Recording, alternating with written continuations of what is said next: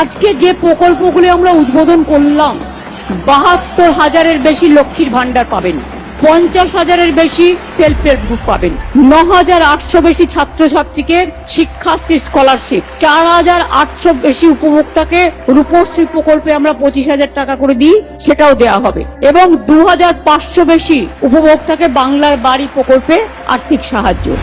বাংলা এবার ধান উৎপাদনে সারা ভারতবর্ষে ফার্স্ট হয়েছে।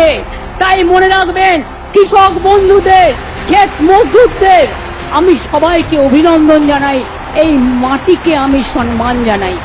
এই মাটি আমার সোনার মাটি, এ মাটি সোনার চেয়েও খাঁটি। এই মাটিতেই জন্ম নিল রবীন্দ্র নজরুল, একই বৃন্তে দুটো কুসুম, আলোকময় সে ফুল। তাই বাংলার ঘরে ঘরে নতুন প্রজন্ম হাল ধরো আজ ভারতের দরবারে। আমরা হারবো না, মাথা নত হবে না। বাংলা চলবে নতুন করে, বাংলা গাইবে নতুন সুরে। জয় বাংলা।